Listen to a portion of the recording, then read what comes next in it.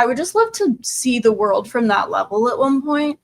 I'm sitting here acting like I'm like 4'11". I'm 5'5", which is like so average, but for a while I was like permanently 5'1", and I feel like I still kind of have that mindset.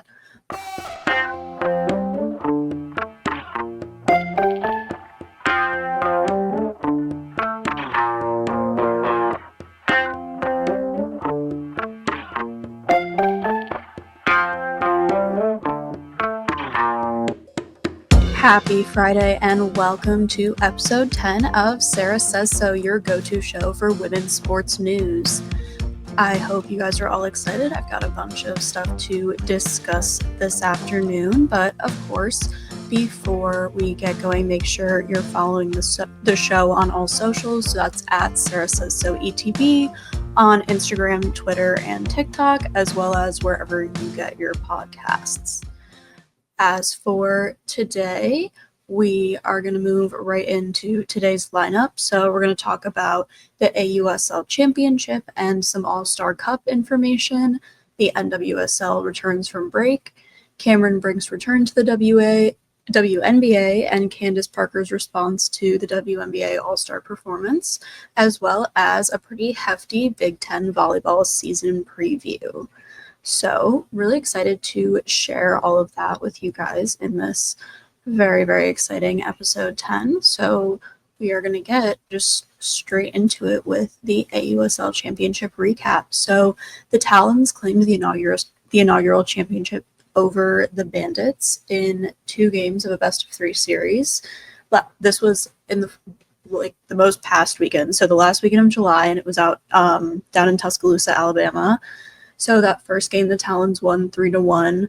It ended up being delayed by an hour and 51 minutes because of rain and lightning, and then suspended after a 37-minute rain delay in the 6th inning.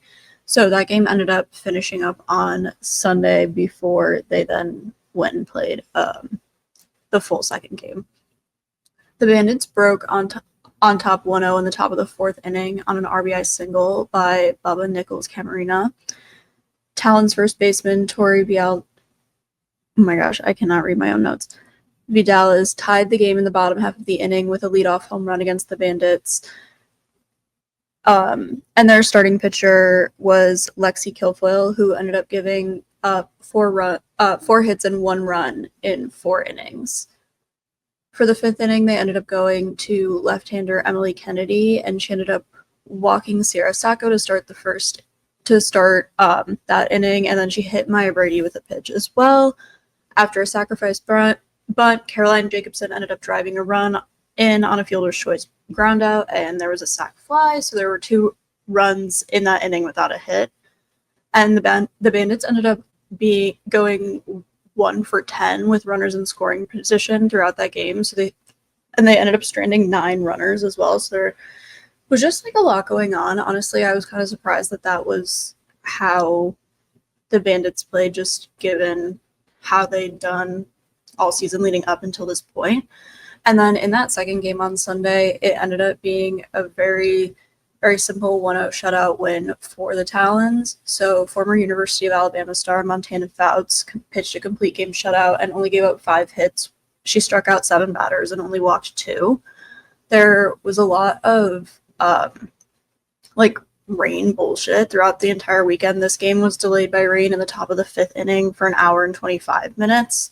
So overall, just not ideal. The second game ended up being a little bit better in terms of pitching for the Bandits. So they started left-hander Taylor McQuillan, and she retired the Talons in order in the first 2 innings and struck out 3 batters. So they're moving pretty efficiently, and overall, obviously it was a 1-0 game. So very high level of competition. A lot of people criticize baseball and softball because it's slow, or they're not scoring enough and not doing it quickly. But I think super low scoring games like this just really speak, depending on the context, in this context specifically, really speak to the talent of everyone involved, just because you have such strong athletes on every side of the game, pitching, hitting, fielding, no matter where you're at, you're getting the best of the best. And that's one of the things I think are like has been most exciting about watching the AUSL just in their inaugural season. Because it's the same as how I felt watching like the first year of the PWHL. Like they're all coming out not only so excited to play, but so like ready to fight for like all of the playing time, all the like every single game means so much. And so like just to watch how much like effort and dedication, it obviously all athletes do that, but like it feels very different in the AUSL specifically. I really enjoy it. In terms of the All-Star Cup, so now that the championship is over, the AUSL is done with their 24-game regular season, but the All-Star Cup begins tomorrow, Saturday, August 2nd, out in Holly Springs, North Carolina. So the whole like All-Star Cup series in the AUSL is like honestly kind of weird and confusing. It's very different from any like All-Star Cup or All-Star series or anything like in any other league that I'm familiar with personally. So it's a 4-week like tournament situation. They play multiple series in multiple locations. So they're starting in Holly Springs, North Carolina this weekend, and then they'll also play in Greenville, North Carolina, and then they'll play I believe 2 series actually in Rosemont, Illinois, out by me. So I definitely am going to try and get to some of the games in Rosemont. But basically, it's 60 All-Stars in 4 teams, but the teams change every week. So the teams basically are designated by like 4 colors, and then each week at the end of like the series, there will be 4 captains, 1 for each team based on like this point system that they have, which I'll explain in a second. But then these team captains of these like 4 color teams, there's orange, blue, gold, and purple, will then draft their teams. So the rosters are changing for every series, which is really, really interesting. And the captains themselves actually are the ones with the ultimate authority over the team. So that includes everything from lineups to in-game decisions to practice plans. They'll have a coach to collaborate with, but the coaches aren't really, they're not even called coaches, they call them facilitators, which I think is really interesting. It's a very unique like way to think about it. I think it's actually really interesting in the sense of some of these captains that like whether they want it or not are obviously getting sort of coaching experience, but it's a really great way to show different like leaders throughout the league, not only like leaders in points obviously, but like genuine like leadership qualities. So in terms of like the points, basically there won't be like a team that wins the All-Star series. There will be like a player that wins the All-Star Cup based on these point rankings. So all these players are ranked individually. They earn points in 3 ways. So winning innings or games, fielding plays, like making positive fielding plays, or if they're voted as one of 3 game MVPs by players and fans. So they can get points in a lot of ways. I don't think, like, the only specification in terms of losing points is pitchers will lose points as they give up earned runs, which I think makes a lot of sense. But I would also honestly assume if you're earning points for, like, making really strong plays in the field, then if you're making an error in the field, you would also lose a point. I was not able to confirm that in my All-Star Cup research, although they did have a lot of helpful FAQ stuff online if anyone has questions. But I couldn't like figure out if that's true, but I would assume, and I feel like it's a solid assumption to guess that like if they're making fielding errors, they would lose points as well. So basically, like I said, at the end of every series, the 4 players with the highest point values will become those team captains and then draft from then on. So it's a really interesting situation and like format and everything, especially like with the fact that it's traveling. I mean, obviously the league is a traveling league in this first season. I do think it's a little bit weird that it's North Carolina, and then Illinois.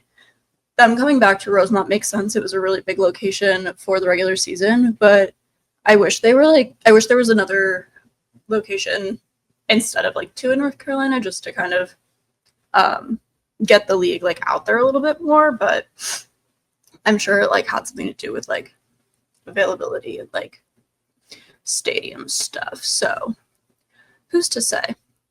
Moving on, I know anyone that cares anything about soccer is thrilled this weekend, especially if you're in Chicago, because we have some English football Premier League stuff in town at Soldier Field. But more importantly for our purposes, the NWSL returns today, the day this episode drops. Actually, as usual, I'm recording on Wednesday, so that always throws me off a little bit. But Friday, August 1st, the NWSL comes back from their big summer break, so all the players were out competing with their national teams in like the big international tournament and everything. So Friday, August 1st, we will have 3 games, 2 at 7 Central and then 1 at 9:30. So at 7 Central, you'll have the Kansas City Current at Racing Louisville and Gotham FC at the Chicago Stars. And then just a little bit later at 9:30, you'll have Angel City at Seattle Reign.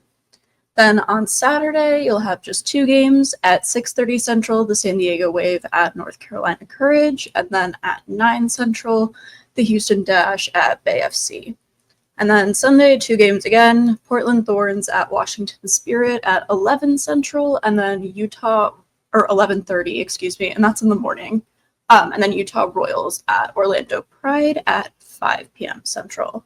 So very, very, very exciting stuff.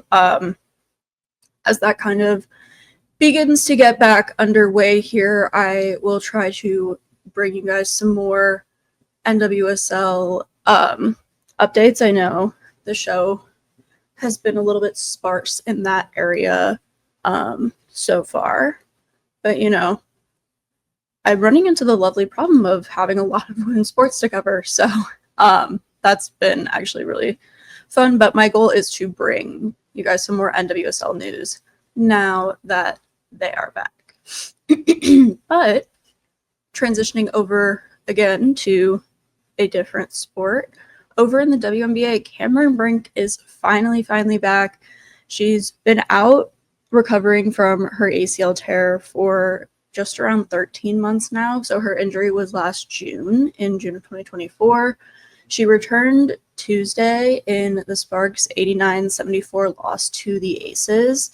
She only played for 13 minutes, but that's honestly like a fantastic outing for her first like appearance back like from this injury. Obviously, like with any injury, but especially with an ACL, you really don't want to overdo it, just because you don't want to like put like too much strain on anything right away. I mean, she's been, I believe, cleared for a little bit now and just shooting around in practice, and they've been taking it like pretty tentatively, because obviously the last thing that you want to do is re-injure Cameron Brink, who, God, just love her, absolute shout out. But in the game against the Aces, she was 1 for 3 and made a pair of 3 free throws. She also recorded 3 rebounds, an assist, a steal, a block, and a turnover. So it ended up snapping the Sparks' 5-game winning streak, but it was still like a really exciting game for her. She came in right at the end of the first quarter. I think there were like 2.5-ish minutes left. And as soon as she came in, she got a rebound and like tossed the ball up for an assist. And then that, like I said, she was 1 for 3. So that one shot that she made was the first shot that she made, and it was a 3-pointer. And she said, after I hit that first shot, it was just kind of like weight off my shoulders. Credit to my teammates. They made me feel super comfortable. If I didn't know a play, they got my back and were telling me where to go. So overall, like, just like definitely crappy for the Sparks in terms of 89-74. Like, that's shitty, but really exciting for them to have Cameron back, especially as we're now like into the second half of the season. There have been a lot of like just injuries left and right of like big people, like big names and important people and important players. So I've personally really been waiting for Cameron Brink to come back and just wondering, because I just enjoy watching her play. I started really paying attention to her when she was like, at Stanford in March Madness, like the way the rest of the world did. But I just really like watching her play. I, as a short person, find her height really fascinating, just because I don't understand how like, I would just love to see the world from that level at one point. I'm sitting here acting like I'm like 4'11". I'm 5'5", which is like so average, but for a while I was like permanently 5'1", and I feel like I still kind of have that mindset. Anyway, all that to say, welcome back to my girl Cameron Brink. So thrilled that she is back in the league and really excited to see her continuing her recovery as she's back and really starting to see more minutes on the court. Sticking with the W for a second here, Candace Parker sent a really blunt message about the WNBA Pay Us What You Owe Us shirts after the All-Star game. So we talked about this a ton in episode 9 last week, but the WNBA All-Stars really used the All-Star game to call attention to the ongoing collective bargaining agreement negotiations between the Players Association and the league. So WNBA players really only receive 9.3% of the revenue that the league generates, which is like actually insane, because if you compare that to like the NBA players receive like 49 to 50%, and if you compare it to the lowest professional men's league, it's the NFL, and NFL players receive 48.8%. So like, however way you slice it, like the WNBA players are being grossly underpaid. But I will say, Candace Parker, her take on the All-Stars and this game, I'm not necessarily mad about it.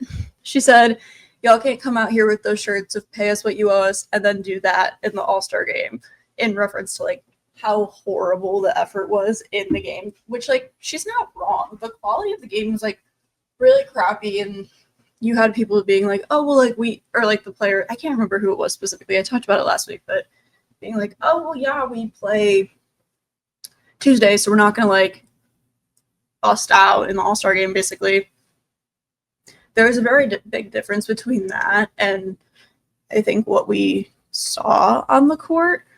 And Candace Parker went on to like elaborate when she got pushback from, I think it was Leah Boston.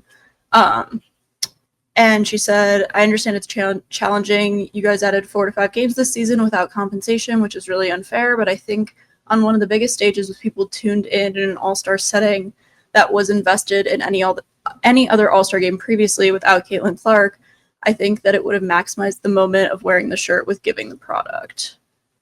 So basically, like, if you're going to do that, you can't then, like, go out and play like shit, which, like, honestly, like, I feel like she's not wrong. But, like, I'm torn in the sense of, like, I think the main reason that a lot of them played like shit is because they were, like, all out partying the night before, which, like,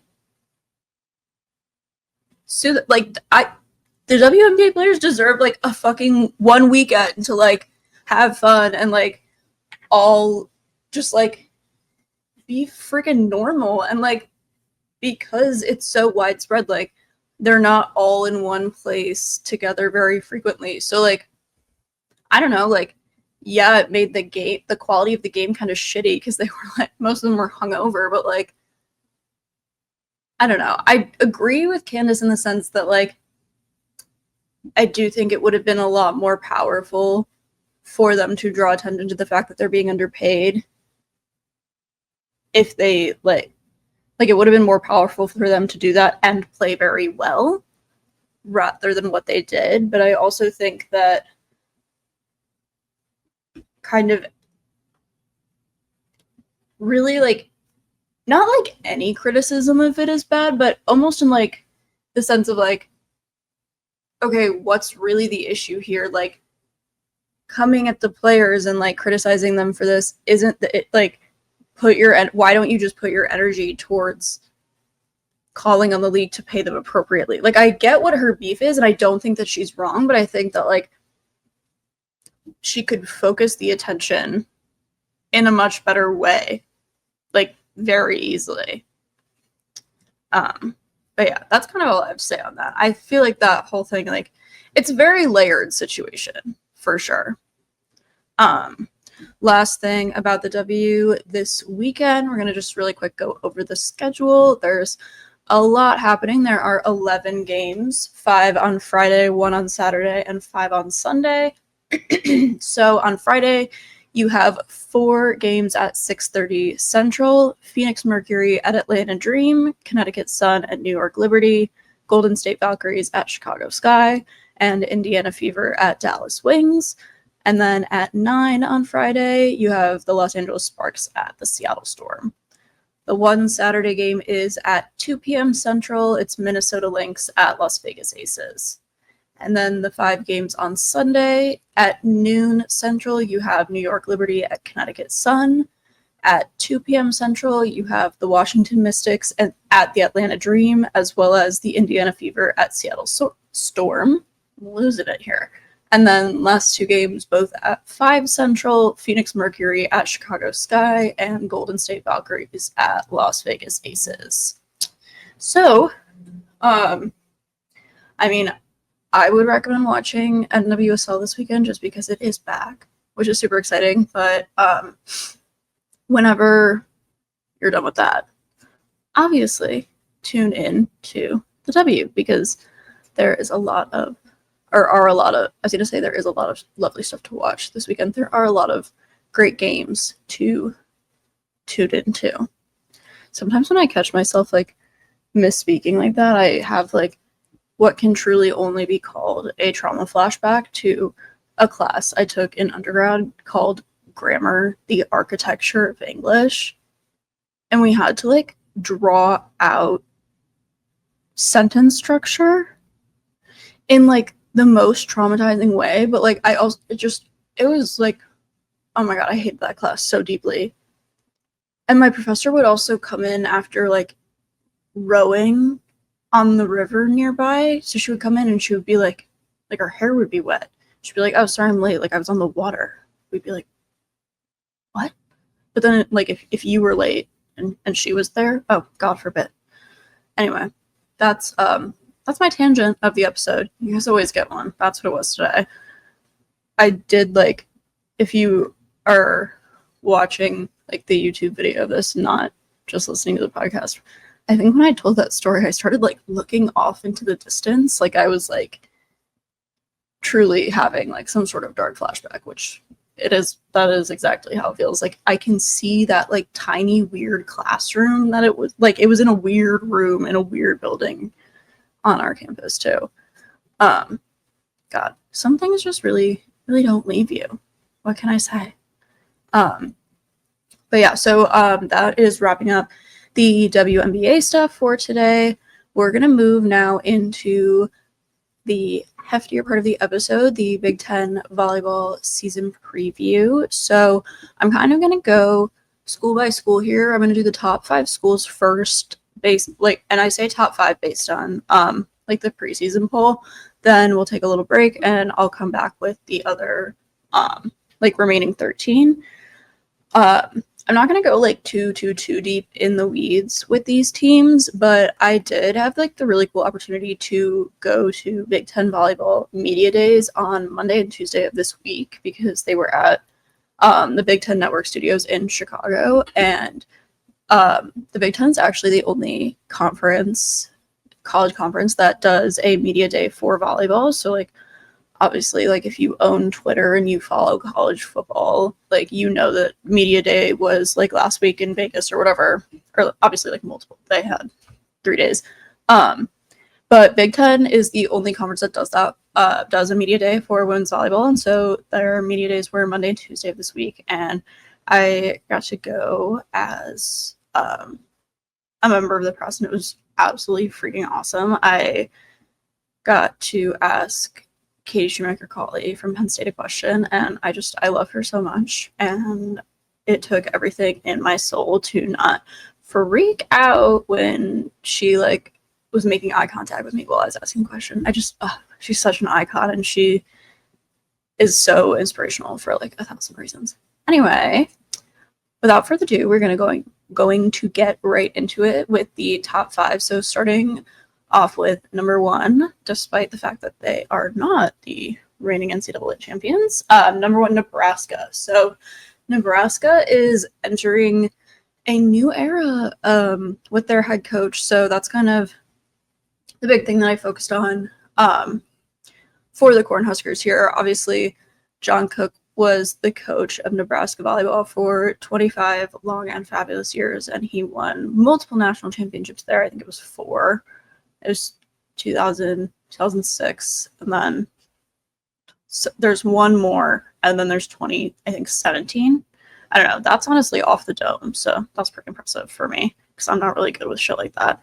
Anyway, so replacing John Cook is going to be, she's already there, former Nebraska player herself, Dani Busboom-Kelly, who just finished coaching over at Louisville, and both Louisville and Nebraska made it all the way to the Final Four of the women's tournament this past fall. So that was really fun because I think I'm almost positive at that. No, it came out that Dani was taking over for John, I think, like really, really fast after, but there was a really big storyline during the Final Four on the broadcast of like player and coach being in the Final Four together. Or wait, did they? I swear to God, did they play? This isn't. I literally think that my brain is like truly losing memory because why can I not remember who played who in the Final Four? Okay, I was right. I was like, Nebraska and Louisville did not play each other. That could not be correct because Penn State beat Nebraska. All right. See, sometimes I just have to like stick with what I think I know. But anyway, during the tournament, there was like a lot of discussion about Dani's career at Nebraska as an athlete, and then like just on the whole situation. You know what I mean? But yeah, so it's gonna be her first season in charge at Nebraska, and it'll be really interesting. Nebraska is pretty well known for not only being a great program, but for being a program that was like pretty closely interconnected with John Cook. Just like all the players had, or for the most part, the vast majority of the players had a pretty strong relationship with him, especially Harper Murray. And when I asked Coach Dani and Harper, and then the other person they brought to media day was Rick Alec, I was like, so what is, like, how does that, like, feel for you guys? Like, obviously, like, Dani is more than qualified, but, like, what is it like to step into a role that has been filled by the same person for literally 25 years? And, like, for the girls, like, what is it like to not have John around? And Harper literally said, it's not a secret that I had a great relationship with John. I think we were really lucky to have him as a coach, and then to also have him bring in someone like Dani. Not many programs would be able to bring a coach like Dani in and then just have everyone stay. So I think that's also like really notable. They didn't have anyone in enter the transfer portal during this like coaching change or anything. So I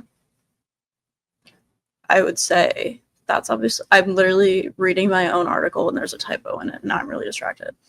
I now need to keep that tab open to address that later. But yeah, so that's kind of like the big thing with Nebraska. Obviously, they also did graduate their libero, Lexi Rodriguez, who now is playing professionally. I'm really interested to see who they end up selecting to fill the libero role this year. I don't think they've specifically announced it, and no one asked about it at media day. If someone had, I don't think that they would have told us because they really truly haven't even started practicing yet. They'll start practicing tomorrow on Saturday. So they obviously,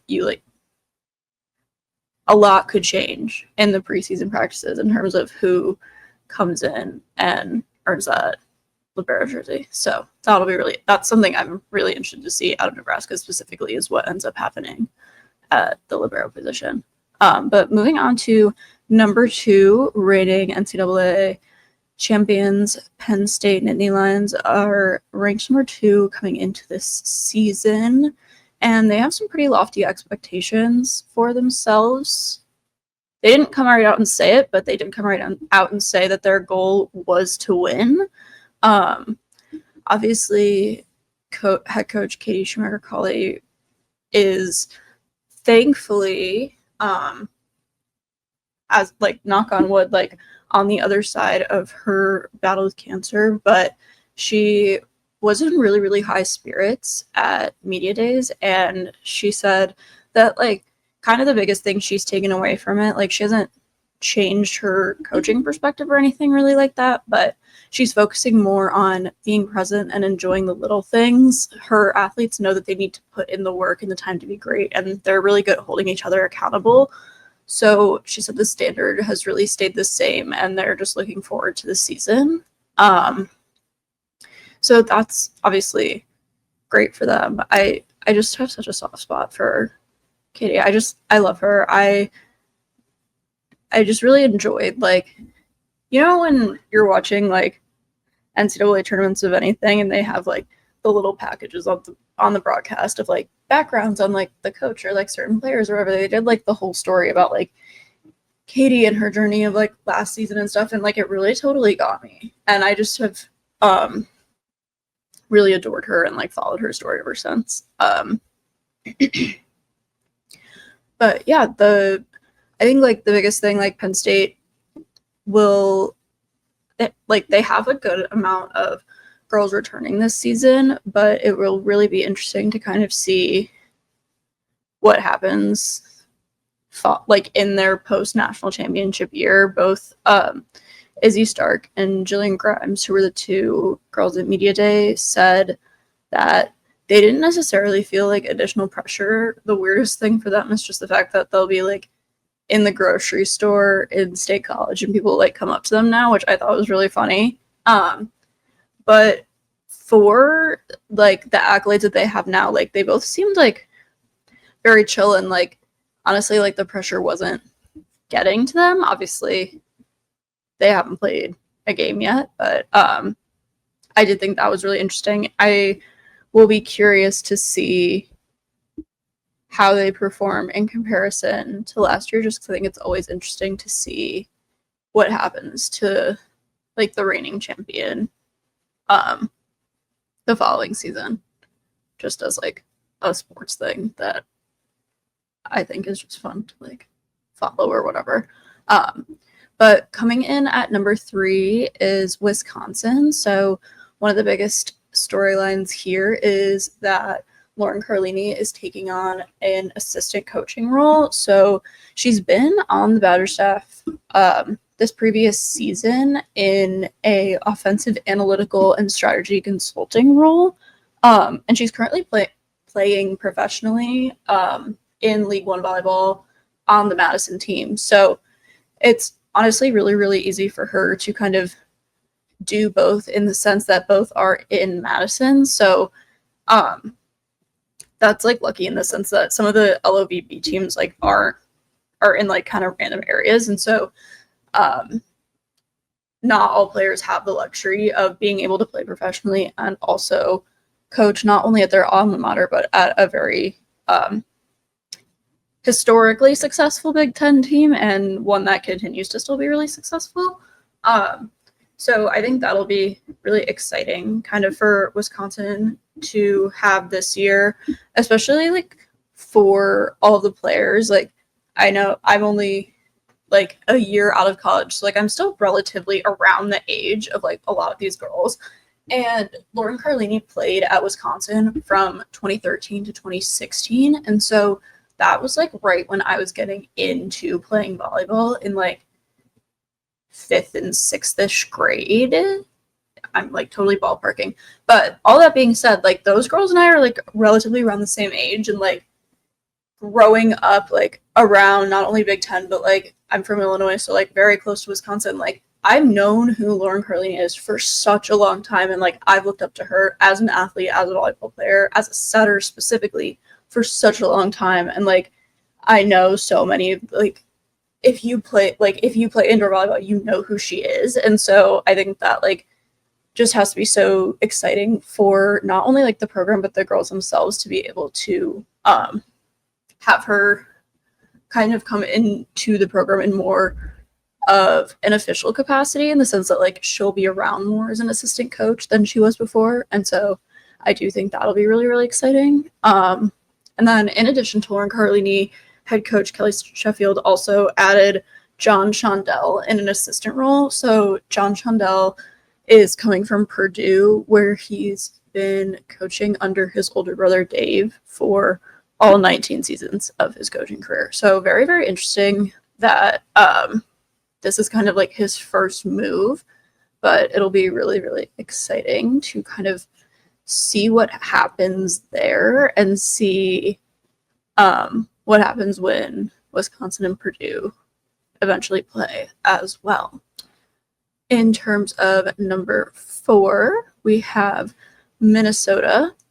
So the focus that they're really, what they're really focusing on in Minnesota this season, is going from good to great, which I think is really interesting. Head coach Keegan Cook is entering his 3rd season as like in charge of the Golden Gophers over there. So he basically has just been focusing on going from good to great and working on the culture of the program. He says that they've played some decent volleyball and had some good moments, but he has the confidence that this fall fans will be able to see that relationships have really been developed more, and so have the players' skill levels. He said that like the work that they've been doing is kind of lonely, but it's like really gotten it done. And he said, I think the 12 weeks we had in the spring, the amount of progress our players made was the greatest indication of where we're at as a program, that we could teach at the level that we're teaching at, that the learning was happening, that it was measurable. So I just have the confidence you'll see that this fall. So definitely, I mean, like all the coaches are going to come to media day and put their best foot forward, but I think that's kind of an interesting take from Cook, in the sense of like knowing what you have and knowing where you still have to go. They're going to start their season with like their first official game is August 25th, which honestly, this really like threw me off when I wrote it down.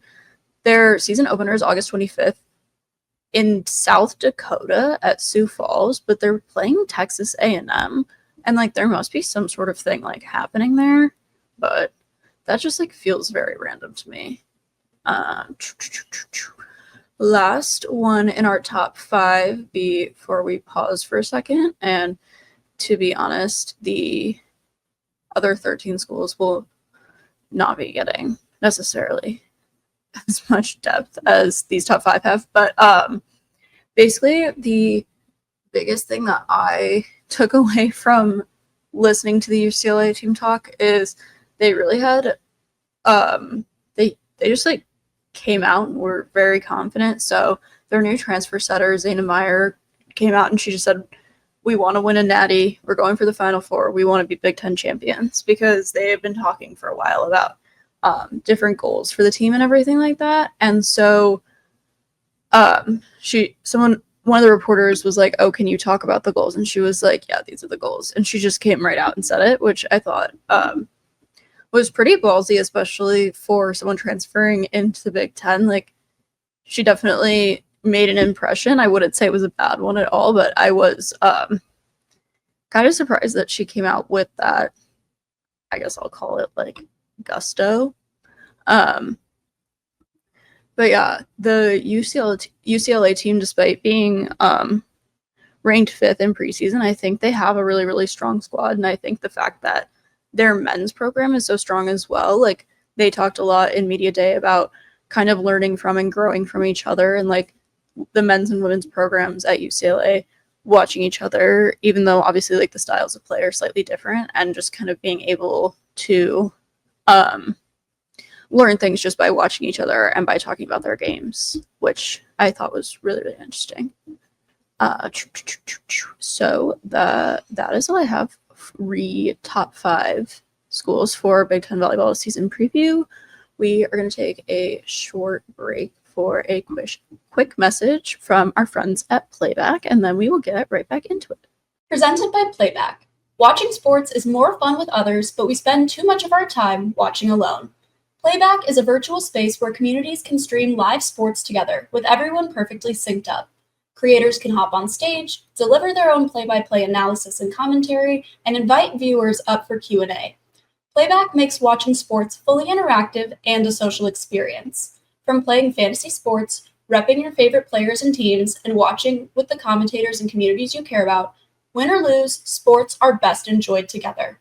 Join our community by going to playback.tv/ETB network to find out more, including our live stream schedule.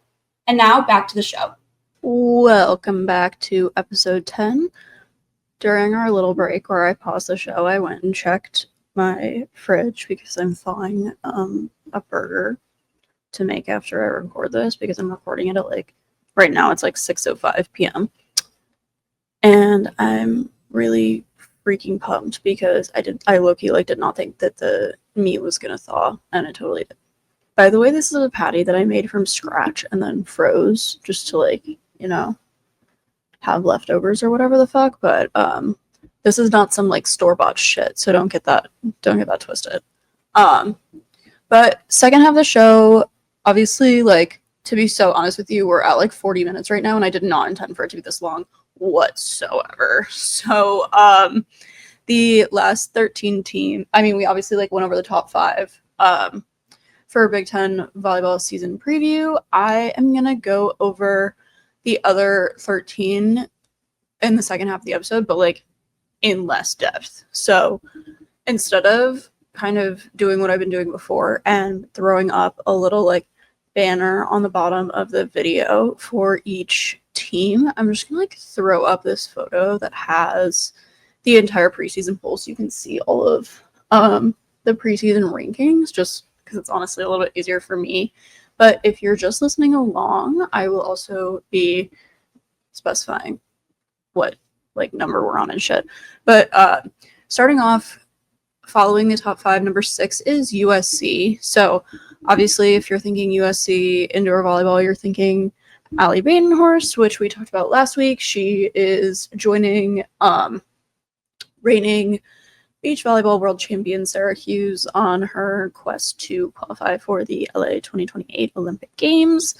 So obviously the Trojans do not have Allie on their roster anymore, but they're still ranked at 6th entering this season. And honestly, what really cracked me up during media day was their head coach Brad Keller just kept referencing the video of Barry Bonds and Greg Maddux where they give them an iPad and show them the same at bat, and they show them watching it in separate rooms or whatever, and they're reacting and they're saying the same stuff. And then one of the other media members went to ask a question, and he was I literally think that Brad Keller talked to me about this last time I saw him and talked about this video. Which I thought was really funny. I was damn, put him on blast. And then Brad, to be fair, totally owned it. He was yeah, I did. So this is his thing this season. And so the whole point of referencing that video was because he wants them to become elite thinkers, which I thought was pretty interesting. I think especially when I was playing volleyball, that was when I first really learned about the importance of the mental game as much as the physical game in sports, regardless of what sport you're playing, honestly. So I think that will be interesting to watch develop. I'm interested to see how the sophistication of USC's play develops in terms of their thinking and their planning and their ability to read the ball and read the court this upcoming season. Following USC is Purdue at number 7, which I thought this was hysterical because the Purdue coach kept saying, and the whole story that I wrote off of his part of the conference was he was no one thinks we're going to be good. You're literally ranked at number 7 in the preseason poll. And they were good last year, but I don't know. The coach really was yeah, no one thinks we're going to be good. I feel that's not really it kind of was giving pity party, but whatever. Maybe he's sad because his brother is leaving him for Wisconsin or something. I don't fucking know. But he basically was kind of trying to stress how different the Purdue squad is this year from last year, which like really makes sense. They finished 4th last year in the Big Ten. And like they do have a very, very different group, but like they're still at least like, I mean, rankings obviously are not everything, but they're still ranked 7th. So like I feel like he's being like a little bit dramatic, but they did lose 4 people to the transfer portal. So like I get where he's coming from, but like, yeah, you lost 4, you also added 10 people. Maybe they're not all like fucking like 5-star transfers, but like they're not like, I don't know. Like the more I'm like sitting with this and the more I'm like reflecting, the more I'm like, first of all, I should have called him out more in my article for being like, no one thinks we'll be good. Like low key, like no one said that. You're the only one that said that. Whatever. And then following Purdue, number 8, Washington, they had like, there were a couple schools, I can't even like lie to you, where I was like, because I was writing one story for all 18 schools. I was like, low-key, I have no idea what to talk about for you. And Washington was honestly one of them, but that was like more because while they were talking, I was like busting ass on writing something. It was a different like article from the press conference. I can't remember what school it was, but it was like more important to have like that be up in a timely manner than like for me to take notes on the Washington press conference. And so as soon as I turned that in, I went to start writing my Washington story, and I was like, what the fuck did they even talk about? Like, I literally don't know. And so I basically just talked about how they have a new assistant head coach that's also an alum, which honestly like was kind of a trend throughout the media day, which was really cool. But she is like a really big legend in the Washington football program. She's one of only 3 players whose numbers they've ever retired. So super, super awesome. Her name is Krista Hendrickson, but when she was at Washington as a player, she was Krista Van Sant. So I'm like assuming she got married. But that is like a super interesting addition for them. And it's always like fun to have, like, most coaches are former players, but like former players of that specific school, just because like they understand the culture of the program a little bit better, especially like if they're on the younger side, which was like also a similar, like that's a similar vibe with Michigan State, who I'm actually just going to jump to that really quick. They're ranked number 14 coming into this season, but they have a new head coach who is a former player, Kristen Kelsey, and she basically, and it's Kelsey, Kelsay. So like, don't group her in with the Kelsey brothers. Like, very, very distinct difference here. Kristen Kelsey played at Michigan State, and then she also has a coaching background as an assistant, I think, or associate at Michigan State. She coached a little bit at Northwestern and then coached for a year at Minnesota as well. So she definitely has a lot of good experience, but she's really, really excited to go back to East Lansing, which I think is awesome. And her first 3 games, ironically, are against Minnesota, Michigan, so big rivalry game, and then Northwestern. So she's going to have like a lot of pretty emotional games back to back to back, which I think is kind of funny, but she said that she'll be excited to just kind of get those out of the way there at the beginning of the season, which honestly, I can understand that. I would feel the same way. Going back to the order of the rankings we were going in before, since we jumped ahead to Michigan State, number 9 was Illinois. And what I thought was like the funniest about this is, like, to be honest, I like forget about Illinois, which is hysterical because like I'm in Illinois and like everyone from my high school goes to U of I, but I kind of forget about them. I don't really know why. It's not on purpose. Like, I don't have anything against Illinois. Anyway, they were trying to like describe the vibe that the team had, like, kind of coming into this season, and there were a couple of like student reporters, and when I say student, I'm talking like elementary school age, and so they were like, the coach was like, I don't know if I can like say this with them here, but like we'll call it like an LFG mentality. And I thought it was so funny because like I was sitting right next to like some of these elementary schoolers because like I like to sit in conferences like right by a speaker so that my audio recording is really clear. And like the kids ended up sitting like in the same row or whatever, and I was watching him like look at them and try and figure out how to describe like a let's fucking go mentality without like saying let's fucking go to these like 9-year-olds, and it was just honestly really funny. But yeah, that like really cracked me up, to be honest. What was I gonna say after that? Oh yeah, he was describing, it wasn't even like the team's mentality overall, it was Caleb Burbage specifically, which I thought was like so funny. She basically spent the whole last year recovering from shoulder surgery, and so now she's back and she's like healthy and ready to play again, and she's switching from the opposite. Yeah, so she's playing as a middle blocker now instead of an opposite hitter or like a right side hitter, whatever you want to call it. And so she's just like so psyched to be back on the court and like back doing everything, that like she's like just out there like totally with her LFG mentality. But that whole thing just cracked me up. Following Illinois was Michigan, coming in at number 10.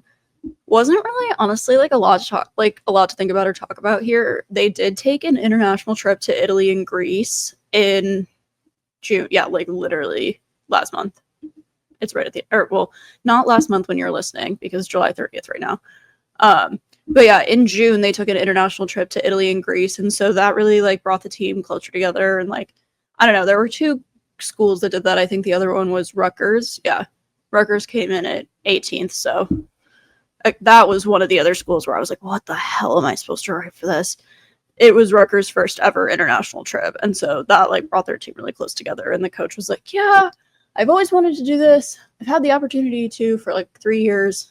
But like I didn't think the vibe was right until now. And I was like, that's low-key fascinating. Like, why didn't you like the other 3 teams? Like the 3 years before that, like enough to take them on a trip. I don't know. It seemed like there was low-key tea there, but we did not address that. Anyway, Michigan took their trip. They're really relying on like their more experienced athletes. The 2 girls that they brought to Media Day were both graduate students. So definitely like relying on a little bit of an older roster, a more experienced roster, and they're kind of just focusing on improving from last season, which like so is every team, I guess. I don't know. They were like the first school on day 2, so like I appreciated that they brought like good vibes. It was like 9 a.m., which like isn't even that early, but I had been there since like 7. So I appreciated listening to them talk about their little trip and shit, because they were excited. School at number 11. So as a reminder, there are 18 teams overall. Oh my God, I literally can't speak anymore. Coming in at number 11 is Indiana, and head coach Steve Aird predicts that there will be an impressive stretch to come for the program in the next couple of years, just based on the talent they have, based on what they're building, based on obviously his bias as the Indiana coach. But he definitely was focused on the future more so than just this season. Definitely was considering like a more of a long-term future, which I thought was really interesting. I'll be curious to see whether they do actually go on an impressive stretch or not. I feel like it could go either way. I don't really have a lot of strong thoughts on Indiana. Following Indiana at number 12 is Oregon, which low-key, shout out to fucking Oregon, because they have 15 new athletes on their roster. They have 1 person returning, which like that's crazy. So Trent Kirsten is like reconstructing the entire goddamn team, and yet they're still ranked 12th. So I think that says a lot about the culture of Oregon in terms of like their program staff and their program resources. Like they have 1 returning girl. They can't like rely on her to like show the entire fucking team how to like be an Oregon athlete. Like they're all gonna have to adjust to like being in a new place and everything. So like that does also speak a lot, not only to like the like support stuff that they have, but like the athletic staff that's like there to really like help kind of show them the ropes, but also like feel at home and everything. So shout out to Oregon, because having that situation and still being ranked 12th is honestly like really impressive. Following them at number 13 is Ohio State. Ohio State, obviously, like, athletically, they're like a very prominent school just in general. But women's volleyball is actually one of the 4 athletic teams that is going to get a revenue share as part of the result of like the House NCAA settlement. So it's at Ohio State specifically, it's football, men's and women's basketball, and women's volleyball. So they're one of the only schools that has like released the actual details of like what athletic programs are going to be getting a share of the revenue. And it really just like shows like the AD's confidence like in the women's volleyball program at Ohio State, especially because the coach said that like she didn't go in and like, or wait, is their coach a man? It low-key so could be. No, it's not. It's a woman. Thank God. They're all blending together in my head. But she said she didn't like go in and like try to like push for volleyball to get a revenue share or whatever. Like the AD just like, he thought that they deserved it, and so he wanted like that to be the case. And that was what happened. So I thought that was really interesting. In terms of like their roster, it's like pretty chill, I think. I don't think much has happened in terms of like losing people. Yeah, they added 3 freshmen. I don't think they necessarily lost anyone to the transfer portal, unless I'm forgetting something major. If so, whoops. I don't know. We're not all perfect. I'm tired. It's been a long week. Last 3 schools, since we talked about number 18 Rutgers already, coming in at 15, Northwestern, a shock to no one. Northwestern, love you, girl. Going there literally right now for grad school. Love you, girl. Please be better at sports so that I can enjoy the Big Ten as like an alum / student, but like win, like, because all the North, like, we always lose. Like, I want to be able to celebrate my school, but like win, because Northeastern, like, we're really only good at hockey, and like that was really fun, but like that part of my life is over, and that is sad. Anyway, that was my second tangent of the episode. Northwestern is ranked 15th, and they're really going to be relying a lot on their outside hitter transfer from Kansas, Aya Elnady. So she was like, she and setter Sienna Nordermeer were the 2 that Tim Nolan brought to Media Day. And I think it's honestly like really telling that they're bringing in a transfer to Media Day rather than like someone already on their roster, just because it kind of shows like how big of a role they are expecting her to play, and how big of a role they like do need her for. So I will be really interested to see how she does as a Wildcat. I think she, like, I'm sure it'll be great, but it'll be kind of interesting to see how she plays with this Wildcat team around her, like, especially with hitting. Like, you're really only as good as like the set you get, and the set you get is only as good as the first contact, like, which obviously that sounds like common sense, but like it really is the case for these like more talented players that are joining programs where there might be like a little bit less skill in comparison to what they're used to. But that being said, like, we're also just at the Division 1 level. Like, you're not going to really get like a shitty team. And the Big Ten Conference, I would say, also is like the most advanced volleyball conference in Division 1.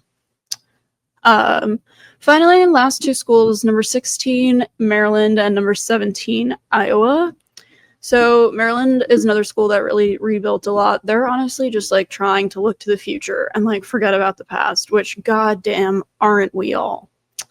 And then Iowa at 17, Coach Jim Barnes is confident. He thinks it's going to be a record-breaking season for Iowa. I like love that for him. I love that confidence, but I am like wondering